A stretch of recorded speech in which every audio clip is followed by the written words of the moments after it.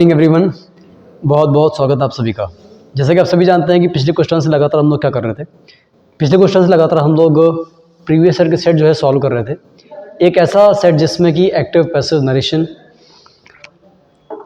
Close test, errors, synonym antonym, fillers, improvement, parajumbles, ये सारी चीज़ें हमको जो है करनी थी, जिसमें कि इडियम फ्रेजेस और वन वर्ड सब्स्टिट्यूशन भी थे। आज हम फिर से एक नए सेट की बात करने वाले हैं और उम्मीद करता हूं कि आप लोग मेरे साथ साथ ये जो सेट है पूरा उसको सॉल्व करेंगे और ध्यान से पढ़ेंगे।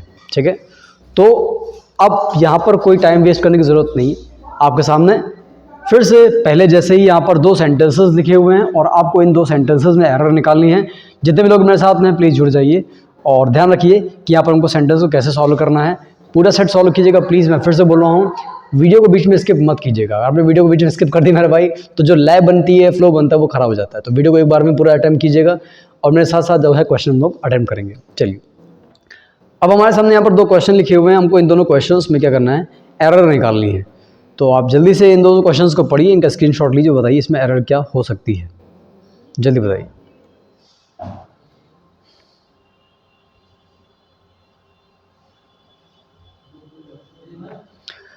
चलिए, तो समय हो चुका है कि मैं इसको जो है सॉल्व कराऊँ। आप लोगों ने जिन्होंने इसको अटैम्प्ट नहीं किया हुआ है तो प्लीज़ वीडियो को बीच में पॉज कर लीजिए या स्क्रीनशॉट ले लीजिए, सॉल्व कर लीजिए। उसके बाद जो है आप वैसे साथ साथ में सॉल्व कर लीजिए, पॉज करके तो ज़्यादा अच्छा है, क्योंकि वीडियो आपके लिए अपलोडेड हो चुका है। तो जाहिर सी बात है, आप आराम से वीडियो को बीच में पॉज कर सकते हो, सॉल्व कर लीजिए। उसके बाद जो है फिर से वीडियो को रेज्यूम करके, यानी कि रीस्टार्ट करके, यानी कि फिर से वहीं से स्टार्ट करके आप वीडियो को पूरा आगे देख सकते हो कि सोल्यूशन क्या है। अब पहले सेंटेंस में लिखा हुआ है I am vaxxed at him. इस पहले सेंटेंस में शुरुआत में हमको एरर मिल गई। हमको शुरुआत में एरर इसलिए मिल गई क्योंकि जब कोई व्यक्ति किसी दूसरे व्यक्ति से नाराज़ होता है तो ऐसे कंडीशन में वैक्स्ड के साथ एट का यूज़ नहीं करते। मैं फिर से बोल रहा हूँ, जब कोई व्यक्ति किसी दूसरे व्यक्ति से नाराज़ होता है तो ऐसी कंडीशन हम लोग क्या करते हैं, वैक्स के साथ में एट का यूज़ नहीं करते, बल्कि वैक्स के साथ हम लोग जो है हमेशा विद का प्रयोग करते हैं। अब आपको ये बात अच्छे से पता होगी, चाहे वैक्स्ड हो। अब जिन बच्चों को नहीं पता है जिन बच्चों को नहीं पता है, मैं उन सभी बच्चों को बता दूं कि किसी भी सेंटेंस में अगर आपके सामने वैक्स्ड आ जाता है, ध्यान से देखिएगा, वैक्स्ड आ जाए, ठीक, इसके बाद किसी भी सेंटेंस में आपके सामने डिस्गस्टेड आ जाए, ठीक, इसके बाद किसी भी सेंटेंस में आपके सामने इरिटेटेड आ जाए, ठीक, अनॉयड आ जाए, वैक्स्ड आ जाए, अनॉयड की स्पेलिंग में ANNOYED, माफ़ी चाहूँगा, या वैक्स्ड आ जाए, तो अब आपको ये बातें ध्यान रखनी इन पांचों के लिए।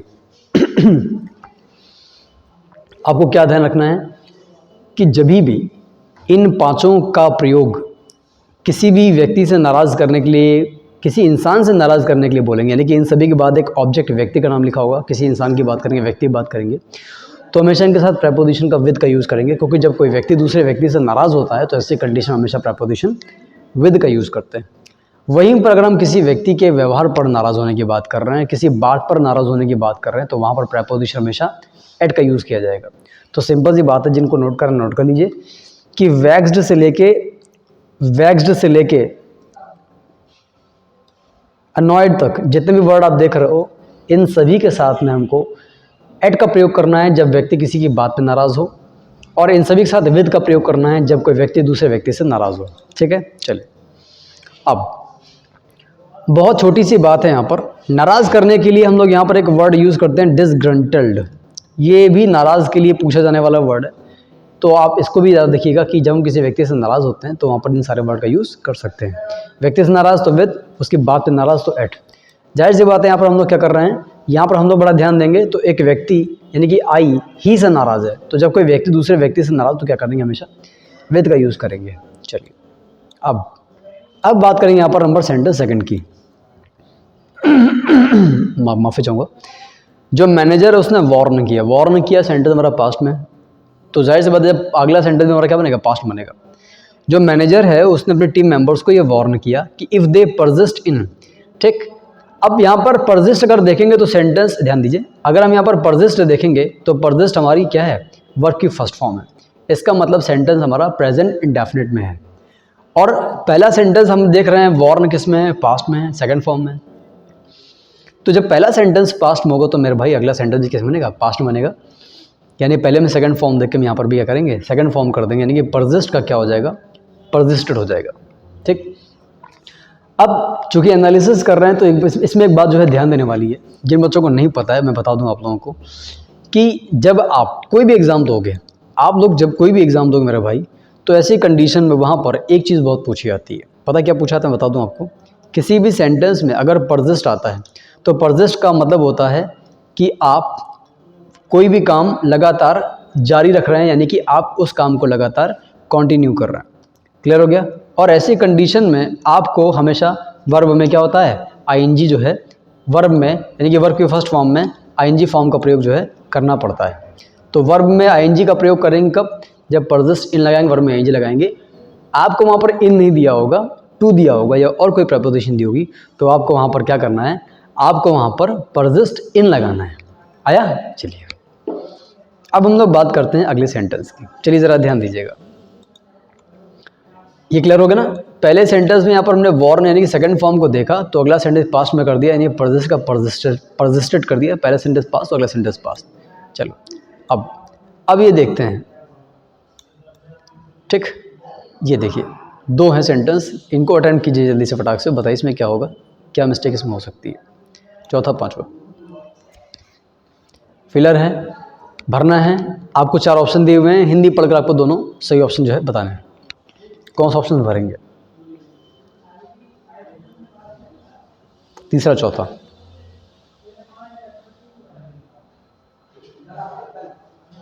चलिए, तो आपने अगर दोनों टाइम नहीं किए हुए हैं तो वीडियो को बीच में पॉज कर लीजिए, और मैं इसको जो है बताने जा रहा हूँ, तो प्लीज़ आप वीडियो को पॉज करके आराम से इसको अटेम्प्ट कर लीजिएगा। Both taciturn and blank. ठीक, यहाँ पर बात हो रही है मेरे भाई डेनियल की, यहाँ पर डेनियल की बात हो रही है। ठीक है, both taciturn and blank. Daniel कम बोलता है, अच्छा कम बोलता है तो उसका मतलब क्या है, टैसिटर्न है। टैसिटर्न माने क्या होता है, कम बोलने वाला। एंड नेवर स्पेंड मनी, पैसे खर्च नहीं करता, यानी कि कंजूस है। भाई यहाँ पर डेनियल के लिए 2 क्वालिटी बताई गई है। एक पहली क्वालिटी क्या है, कम बोलने वाला, तो सेल्डम स्पोक लिखा हुआ है, कम बोलना, बिल्कुल सही। आगे लिखा हुआ है, ध्यान दीजिएगा, कि नेवर स्पेंट मनी, इसका मतलब है कि उसने कभी पैसे खर्च नहीं करता। तो पैसे कम खर्च करने के लिए क्या लगाएंगे, मिजरली। मिजरली एक व्यक्ति के लिए लगा सकते हो, यानी कि जो इंसान कंजूस है। अच्छा, बहुत ही कम लोगों को ये बात पता होगी कि मिजरली एक एडजेक्टिव है। बहुत सारे लोगों को ये लगता है कि मिजरली हमारा एक एडवर्ब है, क्योंकि एलवाई आया हुआ है। इस पर मैं एक बहुत छोटी सी बात बताना चाहूँगा बच्चों, ये बात बेहद जानकारी वाली है। कोई भी स्टूडेंट जो किसी भी एग्ज़ाम की तैयारी कर रहा होगा, उनको ये बात बहुत ही कम लोगों ने पढ़ाई होगी कि मिजरली जो है एडवर्ब नहीं है, एडजेक्टिव है। और आप किसी भी सेंटेंस में वर्ब के आने पर मिजरली का प्रयोग नहीं कर सकते। जैसे एक सेंटेंस लिखा हुआ है कि ही एक्ट्स मिजरली, ठीक, या ही बिहेव्स मिजरली, वो कंजूसी से काम करता है। तो मेरे भाई लोगों को ये लगता है कि यार बढ़िया है। देखो, लोगों को क्या लगता है कि एक्ट वर्ब है और वर्ब आने पर हमेशा एडवर्ब लगाते हैं, लेकिन गलत हो गया। क्यों? जिनको नहीं पता वो जान लें कि मिजरली एक एडजेक्टिव है, और एडजेक्टिव कभी भी वर्ब आने पर एडजेक्टिव नहीं टिकता, एडजेक्टिव को हमेशा एडवर्ब बना देते हैं। अगर आपको ये बात समझ नहीं आ रही तो मैं आपको एक एग्जांपल और देता हूँ। ये देखिए पहले कि ही वॉक्स, ठीक, केयरफुल, ये देखिए ही वॉक्स केयरफुल। ठीक है, अब आपको ये सेंटेंस मान लीजिए सही करना है, तो आप क्या करोगे? आपने देखा कि भैया वॉक हमारी क्या है, वर्ब है, और केयरफुल क्या है हमारा, एडजेक्टिव है। तो भैया वर्ब के आने पर एडजेक्टिव को हम क्या कर देते हैं, एडवर्ब बना देते हैं। तो ये सेंटेंस बचपन से पढ़ते आ रहे हैं तो समझ आ गया कि भैया वॉक वर्ब को देखा तो हमने केयरफुल का केयरफुली कर दिया। ठीक है, इट्स ओके। लेकिन एक्ट जहाँ पर आया है ये वर्ब है और मेजरली एडवर्ब नहीं है, एडजेक्टिव है। तो ऐसी कंडीशन में मेरे भाई एक काम करो, मेजरली का एडवर्ब नहीं बना सकते, तो एक काम करो, एडजेक्टिव का कॉम्बिनेशन पूरा करने के लिए साथ में नाउन लगा दो। ये देखिए, इन अ मेजरली वे। मैं जानता हूँ बहुत बच्चों में बात समझ नहीं आई होगी, मैं फिर से पूरी बात बता देता हूँ, एक बार ध्यान से समझिएगा प्लीज़। किसी भी सेंटेंस के लास्ट में मेरे भाई अगर मेजरली आता है तो लोगों को लगता है कि यार वर्ब आया है, वर्ब आने पर मेजरली, जो कि एलवाइज खत्म हुआ एडवर्ब है। सही है कि वर्ब आने पर एडवर्ब आता है, लेकिन बच्चों को ये पता नहीं है कि मेजरली एक एडजेक्टिव है और वर्ब आने पर कभी भी एडजेक्टिव नहीं लगा सकते। वर्ब आने पर हमेशा हम लोग एडवर्ब लगाते हैं। अब मेजरली का एडवर्ब नहीं बना सकते तो एक काम कर रहे हैं, मेजरली के कॉम्बिनेशन को पूरा कर देते हैं। यानी कि वर्ब आने पर आप एडजेक्टिव को एडवर्ब नहीं बना सकते तो एडजेक्टिव को नाउन के साथ प्लेस भी कर सकते हैं, यानी कि इन अ मेजरली वे कर देंगे। और अ इसलिए लगाया क्योंकि एडजेक्टिव और नाउन का कॉम्बिनेशन दोनों लिखा हो तो एक के अर्थ में हमेशा आर्टिकल ए लगाते हैं। क्लियर हो गया? यही चीज़ मैनली में भी है। लोगों को लगता है कि मर्दानगी से काम कर रहे हैं तो मैनली लगा तो चल जाएगा।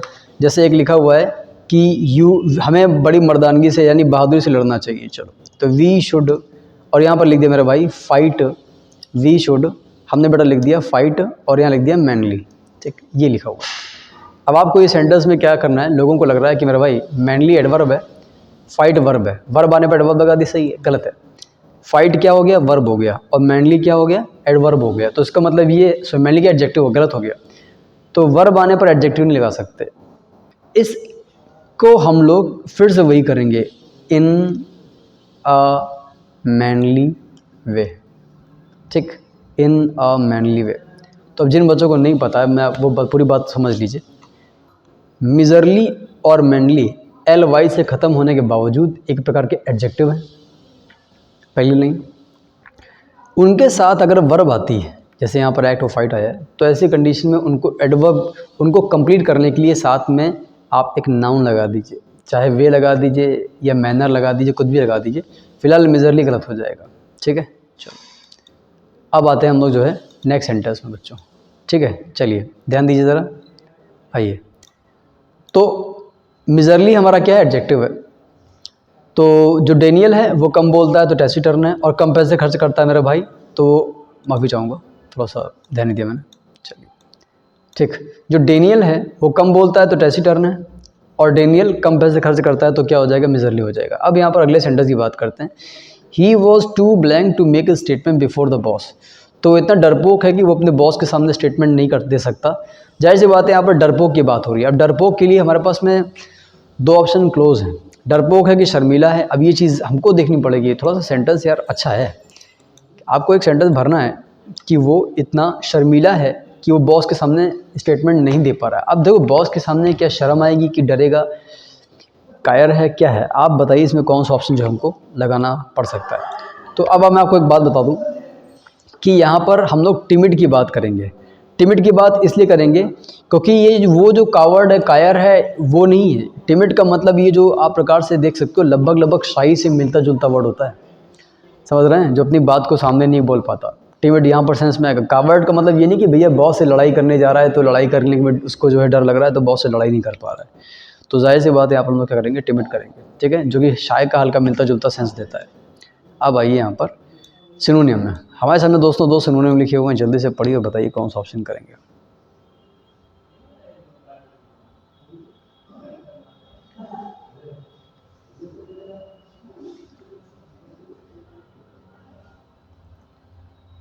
चलिए, तो जिन लोगों ने नहीं किया हुआ है मेरी बात को ध्यान से देखिएगा। मैं बताता हूँ। रीटरेट का मतलब होता है किसी बात पर जोर देकर बोलना। अगर आप टाइम्स ऑफ इंडिया पढ़ते हो तो वहाँ पर जब भी कोई मंत्री अपनी बात को दोबारा जोर देकर बोलता है, कोई भी इंसान दोबारा मीडिया के सामने अपनी बात को जोर देकर बोलता है कि अरे भाई मैं कह तो रहा हूँ, दोबारा बोलता है, तो वो इंग्लिश में रीटरेट कहलाता है, दोबारा जोर देकर बोलना। तो यहाँ पर हमारा ऑप्शन कौन सा हो जाएगा, रिपीट हो जाएगा। बताइए, क्लियर हुआ। निनकॉम्पूप जो हमारा वर्ड है, ये फुलिश इंसान के लगाया जाता है, यानी कि मूर्ख इंसान के लगाया जाता है। नया वर्ड हमारे लिए, तो ऑप्शन बेटा कौन सा हो जाएगा, फूल हो जाएगा। तो भैया रिट्रेट का जो पर्यायवाची यानी कि जो सिनोनियम है वो हो जाएगा रिपीट, रिपीट। और निनकॉम्पूप का क्या हो जाएगा, फूल यानी कि मूर्ख इंसान। अब हमारे सामने दो ऑप्शन लिखे हैं मेरे भाई। अब हमको इन दोनों ऑप्शन को देखकर यहाँ पर ऑपोजिट निकलना है। तो जल्दी पढ़िए, बताइए कौन सा ऑपोजिट में हो जाएगा।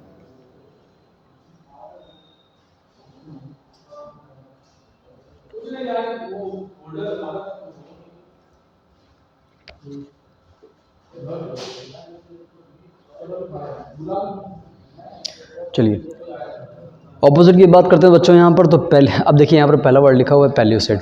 तो पेल्यूसिड का मतलब हो गया कि चमकीला या थोड़ा सा जो साफ़ सुथरा है, अलग है।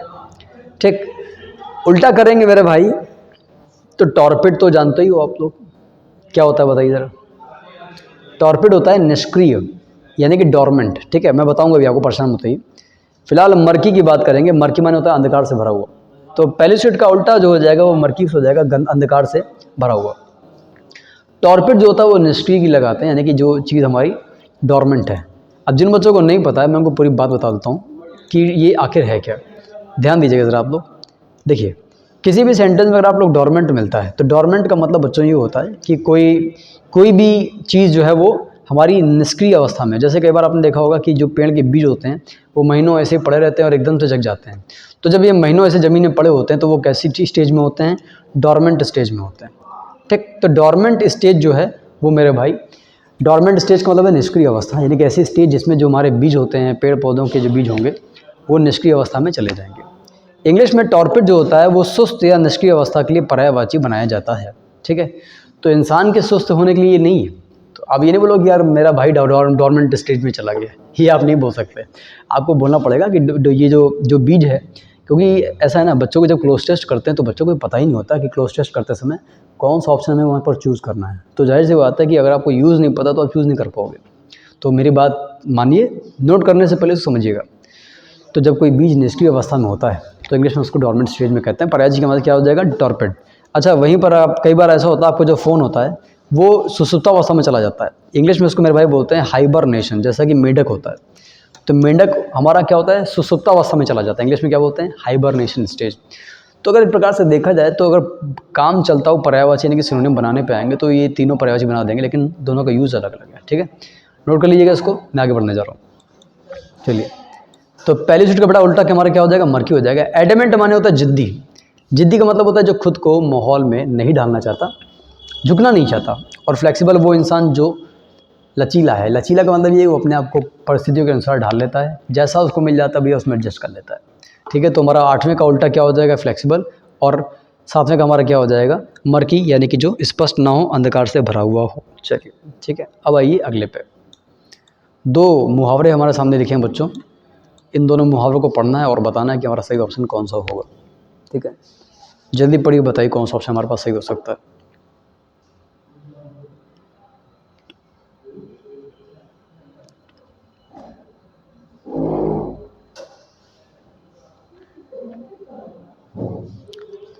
चलिए, अगर आपने अटेम्प्ट कर लिया हो तो बहुत अच्छी बात है। ईडियम्स को स्टार्ट करने से पहले मैं कुछ बच्चों को एक बात बहुत ज़रूरी बता दूं, वो ये है कि आजकल जो ईडियम्स नए आते हैं ना, ये जब आप एनडीए का एग्ज़ाम दे रहे हो, एसएससी का एग्ज़ाम दे रहे हो, तो कुछ ईडियम्स बच्चों का कहना होता है कि हमारे ये एग्ज़ाम में नए आ गए। नए क्या, आप ये समझ लीजिए बहुत सारे ईडियम्स ऐसे हैं जिनको आप पढ़कर भी कर सकते हो, तो टेंशन लेने की ज़रूरत नहीं। जैसे मैं आपको एक बात बता दूँ, रैंगल अगर आप देखेंगे तो रैंगल का मतलब होता है छीना झपटी करना।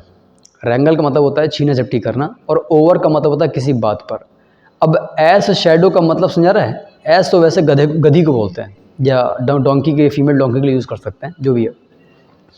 तो मतलब ये कि बहुत छोटी सी, बहुत ही तुच्छ चीज़ पर हम लोग आपस में छीना झपटी कर रहे हैं। मतलब क्या, बहुत छोटी सी बात तो हम लोग जो है लड़ रहे हैं। तो रैंगल ओवर का मतलब अगर आप ये नहीं भी पढ़ते ना तो रैंगल आप इतना देखिए, ये जो रैंगल ओवर आपको दिखाई पड़ता है, इस रैंगल ओवर का अकेले का मतलब छोटी मोटी बात पर लड़ना होता है।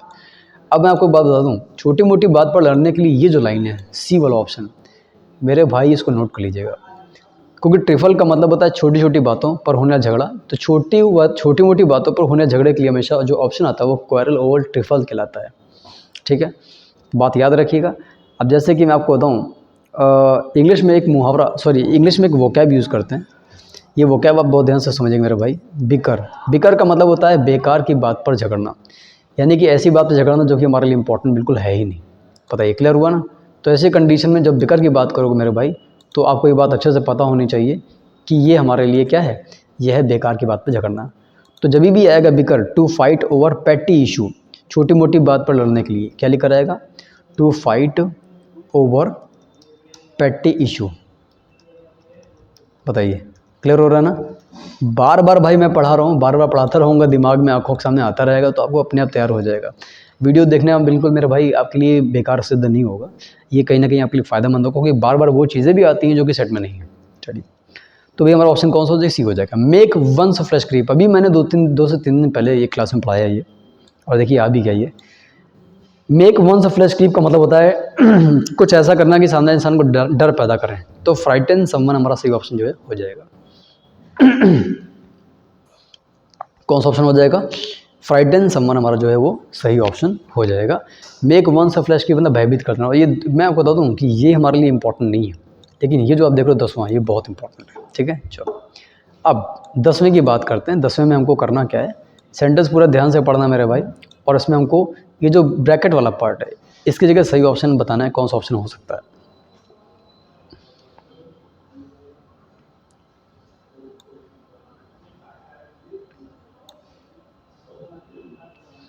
ठीक, ये यार 3 ऑप्शन यहाँ पर लिखे हुए हैं और एक चौथा ऑप्शन जो है हमारे पास में मेरे भाई, जो चौथा ऑप्शन है वो यार ये लिखा हुआ है, ये देखो नो इम्प्रूवमेंट। तो वही कर लेते हैं, चलो वापस आ जाते हैं। ठीक, कौन सा ऑप्शन करेंगे बताइए। चलिए अब थोड़ा सा सेंटेंस को ध्यान से देखते हैं। सेंटेंस में उल्टा पड़ी लिखा हुआ है इफ़ यू। इफ़ वाले सेंटेंस में देखिए हेल्पिंग वर्ब कौन सी आई है, हैड आई है ना भाई। अगर आप ध्यान से देखेंगे तो इफ़ वाले सेंटेंस में हेल्पिंग वर्ब कौन सी आई हुई है, हैड आई है। और इफ़ के साथ जब हैड आता है तो अगले वाले सेंटेंस में वुड हैव आता है। ठीक, तो अब हमको क्वेश्चन में वुड हैव दिया हुआ है, तो पहले हम एक काम करते हैं, ये चेक करते हैं कि क्या वुड हैव बीन सही लिखा हुआ है। तो हिंदी पढ़ लेते हैं। अगर तुम अपने फादर को यानी कि उनको इन्फॉर्म करते तो फादर जो है, फादर बीन लगा हुआ पैसिव है, यानी कि फादर को अप्रिशिएट किया गया होता, गलत हो गया। अगर आप अपने फादर को इन्फॉर्म करते तो फादर को अप्रिशिएट किया गया होता, गलत है भैया। फादर अप्रिशिएट करते यानी कि सेंटेंस का पैसिव गलत है, क्योंकि फादर को अप्रिशिएट नहीं किया, लेकिन यानी जो बीन का यूज़ हमारा ये गलत है। वही चीज़ यहाँ पर भी है, पहले ऑप्शन में भी बी लगा हुआ है, तीसरे में भी बीन लगा हुआ है, तो ऑप्शन कौन सा हो जाएगा, बी, कि फादर अप्रिशिएट करते। और वैसे भी इसके साथ जब हेड आता है तो अगले में वुड हैव लगाते हैं। बीइंग की ज़रूरत हमको यहाँ पर नहीं है, पैसिव हमारा यहाँ बनेगा नहीं, तो तीनों जो ऑप्शन हमारे पास से गलत हो जाएंगे। हमको ऑप्शन बेटा कौन चूज़ करना पड़ेगा, वुड हैव अप्रिशिएटेड, क्योंकि फादर अप्रिशिएट कर रहे हैं इसलिए। बताइए क्लियर हो रहा है ना। चलिए बढ़िया। अब आइए सेंटेंस नंबर 12 पे, सेंटेंस नंबर 12 पे आइए। और सरप्राइज्ड बाई जो लगा हुआ है इसमें आपको बताना पड़ के कि सही ऑप्शन हमारा कौन सा होगा। बताइए। सिंपल सी बात है, नेहा किसी की बात पर सरप्राइज़ हो रही है। जब हम किसी बात पर जो है सरप्राइज़ होते हैं या एस्टॉनिश होते हैं तो हमेशा बेटा ऑप्शन कौन सा लगाते हैं, सरप्राइज़ एट का ऑप्शन करते हैं। ये देखिए सरप्राइज़ एट का यूज़ करते हैं। ठीक है, चलो अब आइए, हमको यहाँ पर मेरे भाई 2 वन वर्ड सब्स्टिट्यूशन रखे हुए हैं। वीडियो देखने का एक फ़ायदा ये भी है कि हमारे सामने कुछ नए वन वर्ड भी आएंगे तो हम लोग उसको जो है नोट कर लेंगे अपनी कॉपी में और तैयार कर लेंगे। ठीक है, चलिए तो अब बताते हैं कि अगर हम लोग कोई इंसान या कोई डॉक्टर ट्यूमर को स्टडी कर रहा है तो ट्यूमर की स्टडी को इंग्लिश में क्या बोलेंगे। ये तो बहुत ही इंपॉर्टेंट है यार। बताइए, दोनों ऑप्शन बताइए जल्दी से, कौन सा ऑप्शन करेंगे यहाँ पर।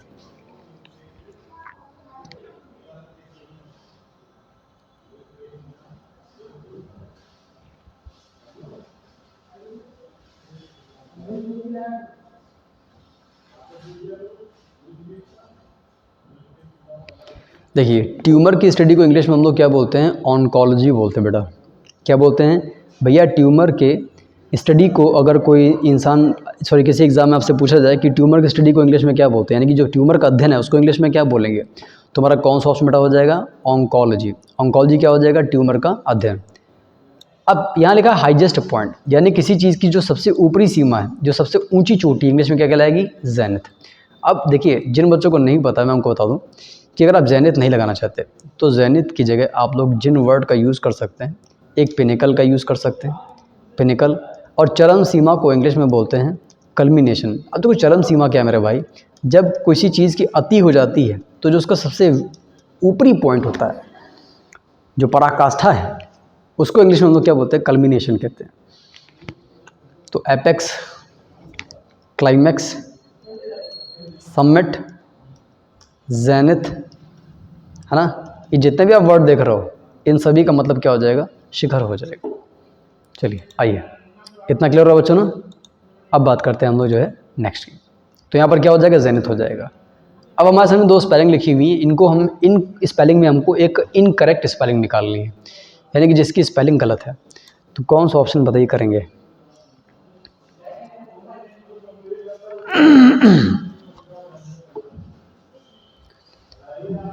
चलिए देखिए, लीकेज यहाँ पर गलत है, क्योंकि लीकेज की जो स्पेलिंग है उसमें ई नहीं होगा, ए हो जाएगा। ई ए जो है उसमें ई नहीं हो जाएगा, ए बना रहेगा। इसी तरह बच्चों अगर हम बात करेंगे 16 की, तो एनेस्थेटिक जो स्पेलिंग है ये गलत है, ANESTHEIT ऐसी होता है। ठीक है, तो एनेस्थेटिक स्पेलिंग जो है गलत है। चलिए अब हम लोग बात करेंगे यहाँ पर पैराजम्बल की। तो पैराजम्बल आपके सामने एक लिखा हुआ है, आपको ध्यान से पढ़ना है इस पैराजम्बल को दोस्तों, अटेम्प्ट करना है, और मैं इसको थोड़ी देर में जो है स्टार्ट करूँगा।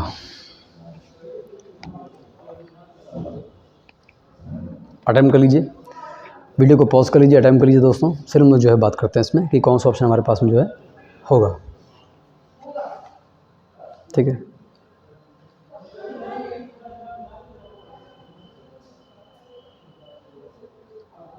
बताइए।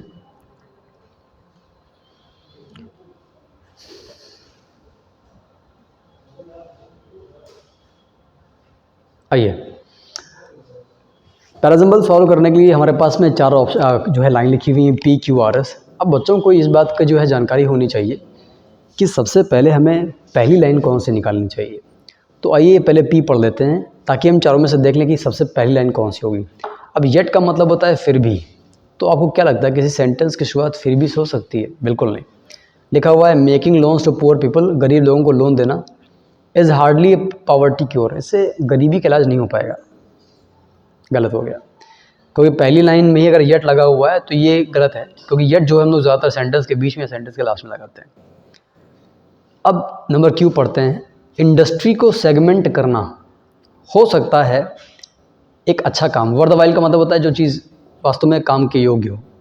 तो अगर हम इंडस्ट्री को सेगमेंट करें, यानी कि इसको टुकड़ों में बांटें, सही सेगमेंट में बांटें, तो ये काम बढ़िया हो सकता है। If it allows more of the poor to get access to credit, अगर इसमें गरीब लोगों को एक्सेस दी जाए। तो ये जो लाइन हमारी ये पहली लाइन लग रही, क्योंकि जो लाइन इंट्रोडक्शन देती है वो हमारी लाइन सबसे पहली लाइन हो सकती है। ठीक है, चलिए अब देखते हैं मल्टीनेशनल कॉर्पोरेशंस को take the top micro finance institution to next level. And अब देखिए एकदम से मल्टीनेशनल कॉर्पोरेशंस की बात आ गई।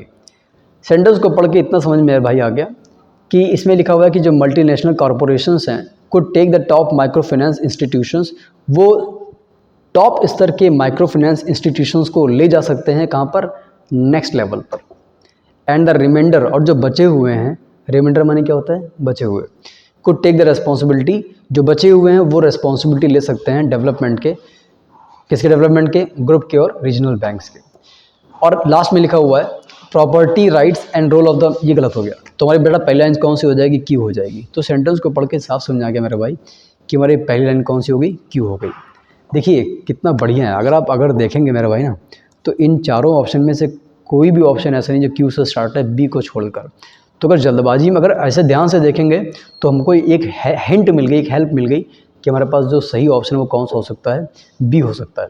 अब B को ज़रा चेक करा लेते हैं। पहली लाइन में हमने क्या किया था? Q में इंडस्ट्री को जो है सेगमेंट करने की बात की थी। अब R पे आते हैं तो लिखा हुआ मल्टीनेशनल कॉर्पोरेशंस हैं वो माइक्रो फाइनेंस इंस्टीट्यूशंस को अगले लेवल पर ले जाते हैं। बिल्कुल सही लिखा हुआ है, क्योंकि यहाँ पर हमने यहाँ पर हम लोगों ने एक जो है स्टेप की बात की है और यहाँ पर हमने दूसरे स्टेप की बात की है। फिर P की बात करते हैं। हालांकि लोन जो है देना गरीबों को, ये कोई गरीबी का इलाज नहीं है। और S में लगा हुआ है properly rights and role of development. बिल्कुल सही है। देखिए तो सेंटर हमारा कौन सा ऑप्शन हो जाएगा? B हो जाएगा। सिर्फ हम लोगों ने एक Q के माध्यम से चारों ऑप्शन जो है पकड़ लिए कि हमारा सही चारों ऑप्शन कैसा होगा। बताइए कैसे निकालते समझ रहे हैं? जल्दबाज, आपके पास देखिए समय बहुत कम होगा, और जब वहाँ पर समय कम होगा तो ऐसी कंडीशन में आपको वहाँ पर एक बात याद रखनी है कि इन चारों में से हमको जल्दी जल्दी पढ़कर ये देखना कि पहली लाइन कौन सी होगी, तो वहाँ से हमको जो है सही लाइन जो है मिल जाएगी। इसी तरह हम लोग बात करेंगे 18 की। तो 18 में कौन सा ऑप्शन हमारे सामने हो सकता है, आपको पढ़ना और बताना है। ठीक है, मैं थोड़ा नीचे कर देता हूँ, कई बार बच्चों को समझ नहीं आता। ये देखिए, ठीक है जी, तो आप आराम से पढ़ लीजिए, बताइए कौन सा ऑप्शन इसमें हो सकता है।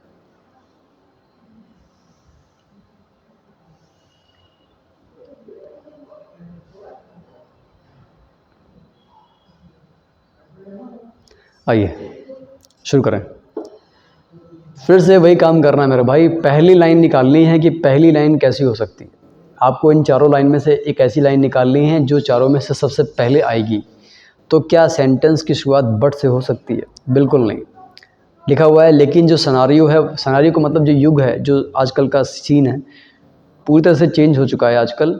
बाय एलोकेटिंग, क्योंकि आवंटन कर दिया गया है एक स्पेशल बजट के फंड को सिक्योरिटी के लिए। ये पहली लाइन नहीं हो सकती है, क्योंकि यहाँ पर लिखा हुआ है कि लेकिन सिनेरियो पहले से चेंज हो चुका है। तो ये लाइन जो है वो बाद की नज़र आ रही है, इसके पहले कोई लाइन ज़रूर आई होगी। अब एक बार ज़रा भाई मेरे क्यों देख लेते हैं। लिखा हुआ है लेकिन पिछले 10 सालों में जो बजट है towards the development of military forces, military forces के डेवलपमेंट को डेवलप करने के लिए जो बजट बनाया गया है वो 10 सालों में बहुत ज़्यादा हाई हो गया है व्हेन कंपेयर टू अदर्स, जब बाकी से तुलना की जाए। ये कुछ शायद हो सकती है पहली लाइन, मन में इसको डाल लेते हैं। मन में मान लिया कि शायद क्यों हमारी पहली लाइन हो, पी नहीं होगी, ठीक है। चलो अब आगे बढ़ते हैं। इंडिया अर्लियर, भारत पहले के दिनों में ज़्यादा इंपॉर्टेंस देता था डेवलपमेंट को, किसके डेवलपमेंट को, इंडस्ट्री के डेवलपमेंट को, और कम इंपॉर्टेंस देता था बाकी डिपार्टमेंट को। मतलब भारत की जो शुरुआत है, शुरुआती भारत में क्या था कि भारत इंडस्ट्री के डेवलपमेंट को ज़्यादा इंपॉर्टेंस देता था और बाकी डिपार्टमेंट को कम इंपॉर्टेंस देता था, ठीक।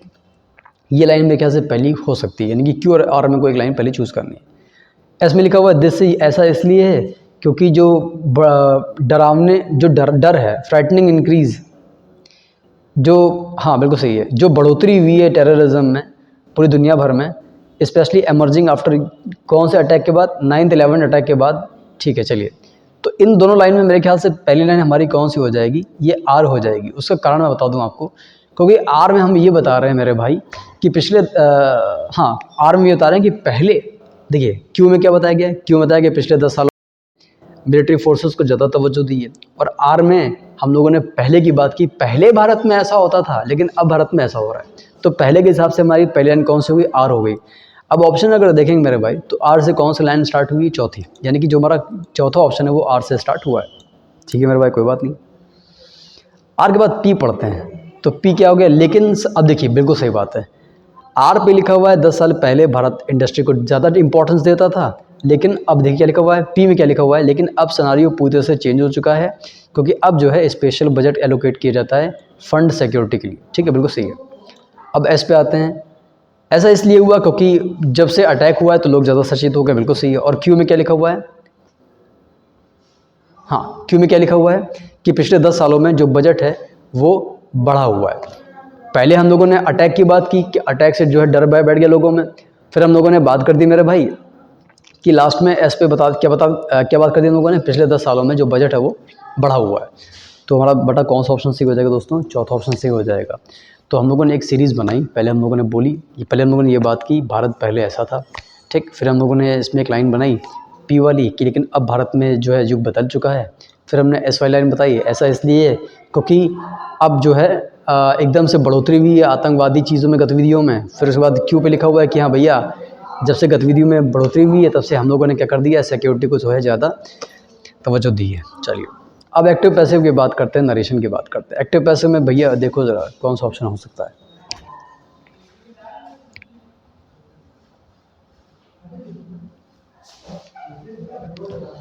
सेंटेंस में सिंपल सी बात है भैया, शुड को शुड बी में चेंज करेंगे, और जब भी सेंटेंस में, देखिए ध्यान से, जब भी सेंटेंस में वन के साथ वंस आता है मेरे भाई, तो ऐसी कंडीशन में वन और वंस दोनों हटा देते हैं, यानी कि वर्ड शुड बी केप्ट, ठीक है। तो वर्ड शुड बी केप्ट वाला ऑप्शन कौन सा है, हमारा पहला ऑप्शन आया है दोस्तों। तो भैया क्वेश्चन नंबर 19 का हमारा कौन सा ऑप्शन सी हो जाएगा, शुड बी हो जाएगा, केप्ट। शुड बी बी में भी लिखा हुआ, लेकिन यहाँ पर कीपिंग लिखा हुआ है, आप जानते हो पैसे में थर्ड फॉर्म लगाते हैं। द ओल्ड मैन सेड, बताइए क्या होगा। ओल्ड मैन एक बूढ़ा व्यक्ति है, उसने किसी इंसान को थैंक्स बोला हुआ है और अंकित से कहा है कि भैया मैं तुम्हारी जो है काइंडनेस नहीं भूलूंगा। देख लिया ये ऑप्शन। अरे भाई थोड़ा सा अगला पेज में एक ऑप्शन लिखा हुआ है, तो यार ये जो है हम लोग दिखाई पड़ता है, ठीक है। अब ये भाई हम लोग क्या करेंगे, ये भाई हम लोग करेंगे तीसरे पेज पे।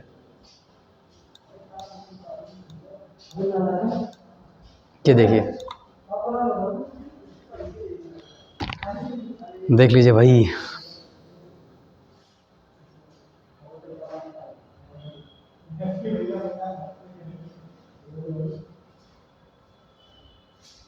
देखिए मैं आपको एक बात बता दूं, जिन बच्चों को नहीं पता है यार, थैंक्स आने पर कभी भी सेंटेंस में हम लोग वर्ब सेड को अपलॉडेड में चेंज नहीं करते।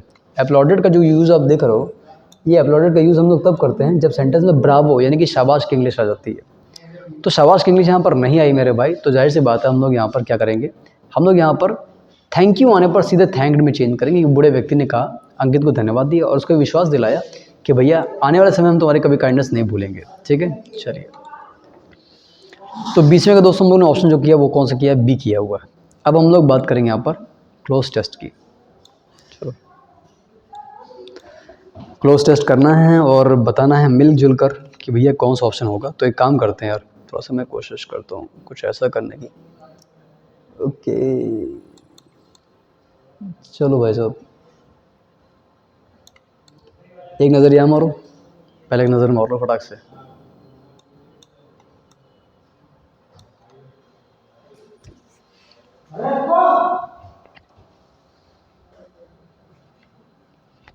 ठीक, अब ये दूसरी नज़र यहाँ मारो यार,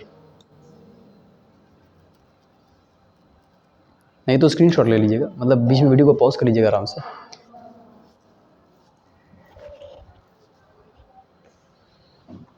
चलो नीचे कर दो।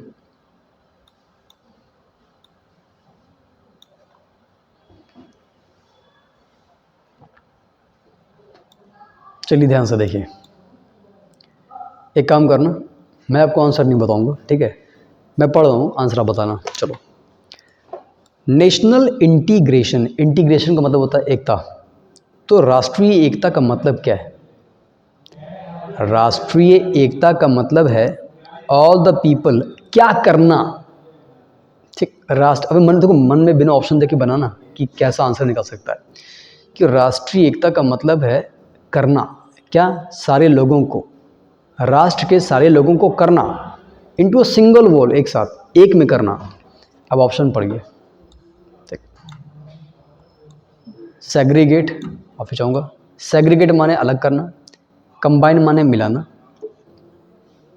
रिजाइड निवास करना, कंप्लाई आज्ञा मानना। कौन सा ऑप्शन होगा बताइए?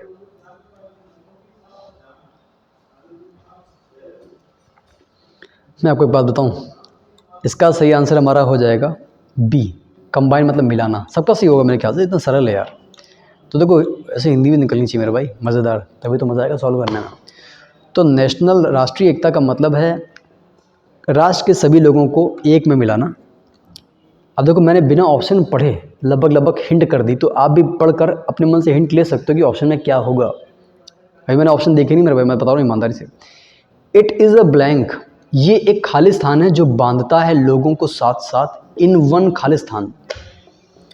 ठीक, तो ये एक ऐसी चीज़ है जो लोगों को साथ साथ बांधती है। अब वो ऐसी क्या चीज़ है देखिए, तो एकता, राष्ट्रीय एकता क्या है? सेंटीमेंट है, संसाधन है, इसेंशियल ज़रूरी सामान है, फिनेंसेस है। कौन सा ऑप्शन हो जाएगा बताइए?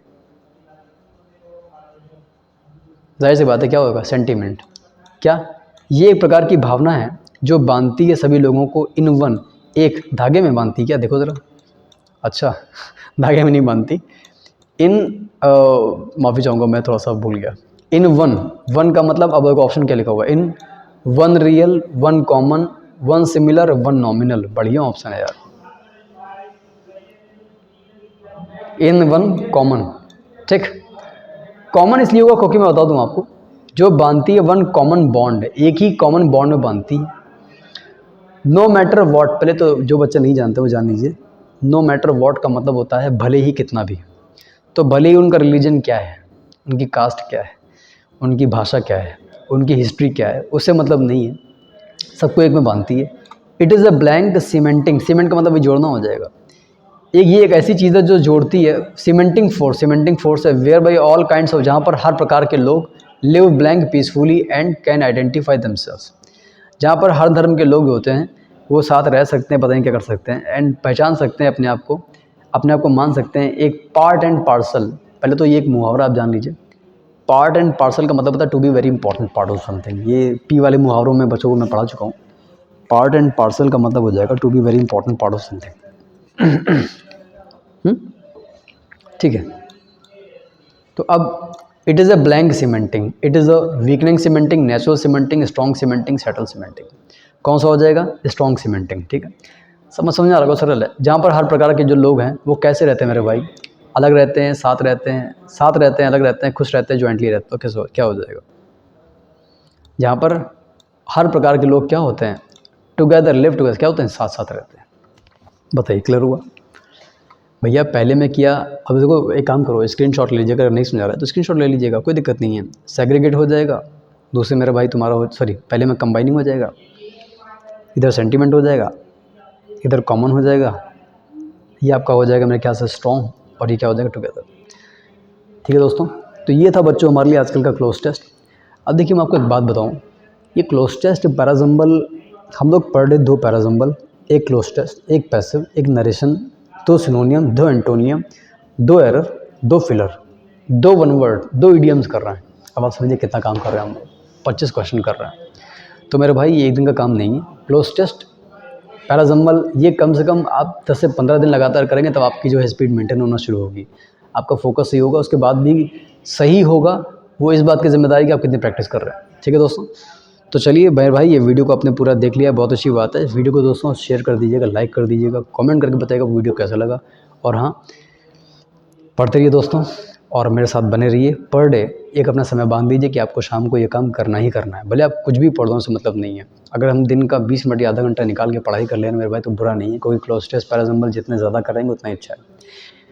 मिलते दोस्तों नेक्स्ट टाइम पे एक नए वीडियो के साथ, तब तक धन्यवाद, गुड नाइट, अपना ध्यान रखिएगा और पढ़ते रहिएगा।